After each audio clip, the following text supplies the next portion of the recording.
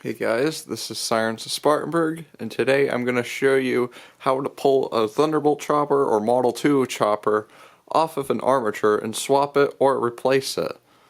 And it will also show you how to remove the top bearing.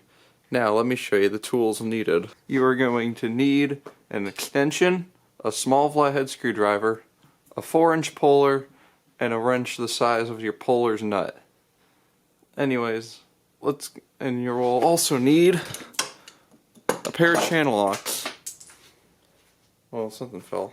Alright, let's get on with it.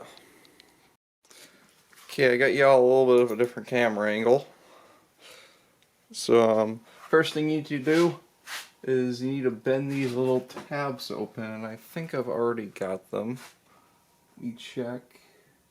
No, there's one bent in right here. So you're going to take your screwdriver, just like this, and bend it upwards. This is going to take a little bit.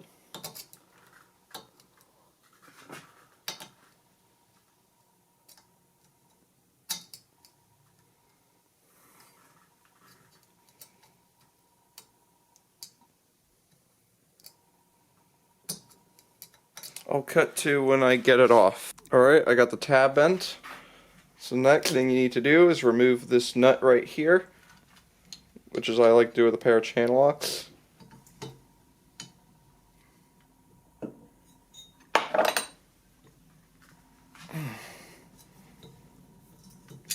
There you go. It is off, and I broke my this thing right here. I'm just gonna leave it out because this will go back on fine without it. All this is just to lock it on there, but I've never had issues with it backing out or anything, so I'm just gonna choose to leave it off. Alright, so the next thing we need to do is pull off the top bearing. So here's the top bearing right here. There's also this little mounting brake, which is, you can use a puller and go right here, like that. But I prefer to use my 4-inch puller to go on here, and then to pull it. So to do that, you take your puller, takes a little bit to get on.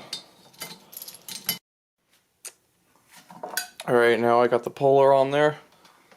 So let's tighten it down. I have to hold my puller like this because it'll try to bend downwards.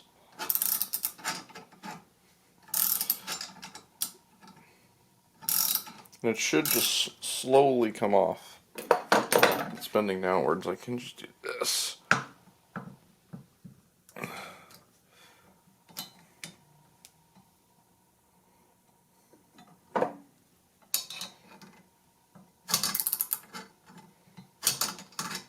Oh, that might be it.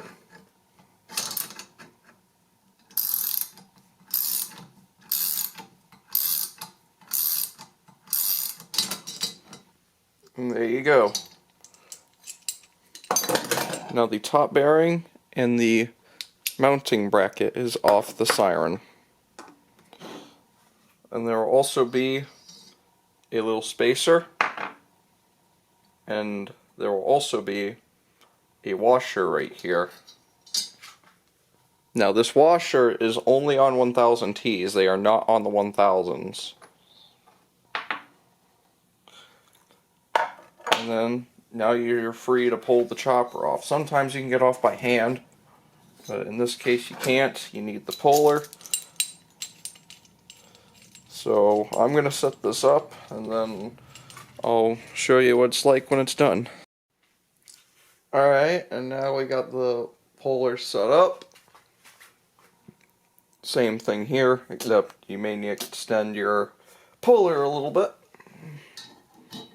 And then tighten down, and it'll come right off.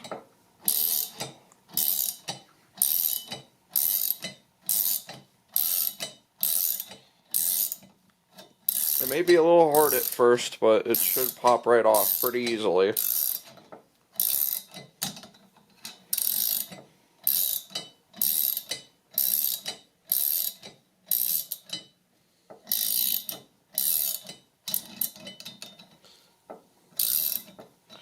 I might be able to do it by hand now.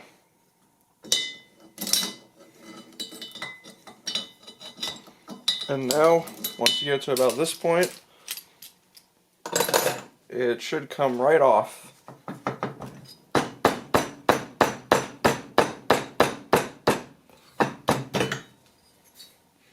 And don't worry, there's no washer on the bottom, so now you can just set that to the side. Now you will have your shaft right here. There's a keyway right there that should be there. Or otherwise, if it's not there, you'll power up your motor and it'll spin on the shaft. And also, I do not recommend clamping your armature in here like this. I have this plastic bag to protect it, and it is only in there snug. It's not like super tight or anything. But I recommend padding this or protecting it from damage. Alright, now I'm going to show you how to put the chopper back on.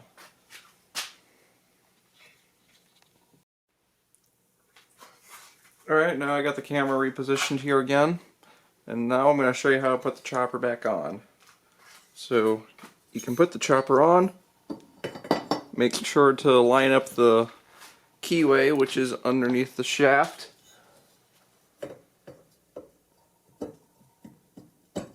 And sometimes you can just put them on there by hand. But if it doesn't go on by hand, you can take your socket, your extension socket, and a hammer, and it'll go right on. And there you go. Now the chopper is on the shaft. Now complete the other steps in reverse. Put the washer on, put on the spacer, and make sure not to forget your top piece.